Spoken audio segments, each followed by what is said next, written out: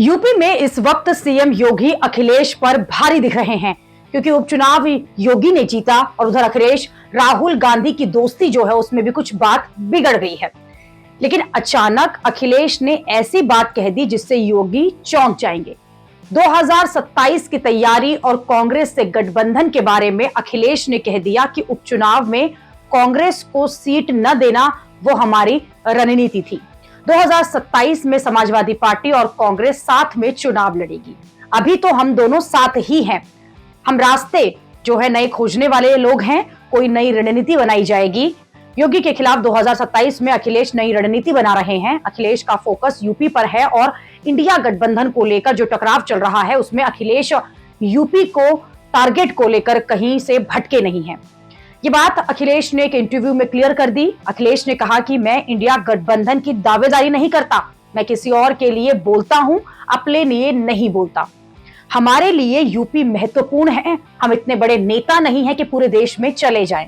हम यूपी को लेकर काम कर रहे हैं। लेकिन जहां तक इंडिया गठबंधन की बात है और उसमें कांग्रेस की लीडरशिप को लेकर इंडिया गठबंधन के अंदर जो सवाल उठ रहे हैं उस पर अखिलेश ने साफ साफ कह दिया कि इंडिया गठबंधन की लीडरशिप के बारे में कांग्रेस पार्टी को तय करना है। अपनी पार्टी के बारे में बोल सकता हूं, दूसरी पार्टी के लिए मैं क्या बोल सकता हूं।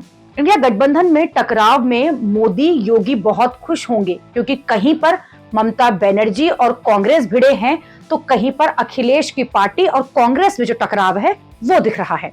हालांकि अब अखिलेश ने साफ किया कि उनकी तरफ से कहीं पर सीटों को लेकर कोई टकराव नहीं किया गया और इंडिया गठबंधन में जो भी मुद्दे हैं वो इंटरनल हैं और उन्हें सुलझा लिया जाएगा। अखिलेश ने कहा कि उन्होंने कभी भी सीटों को लेकर जिद नहीं की क्योंकि लड़ाई बड़ी है।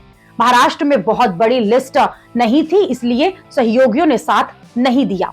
हरियाणा में हम चुनाव नहीं लड़े क्योंकि नुकसान नहीं करना चाहते थे। मध्य प्रदेश में वहीं लड़े जहां हम मजबूत थे। ये हमारे इंटरनल मसले हैं इंडिया गठबंधन के, जिसे हम सुलझा लेंगे।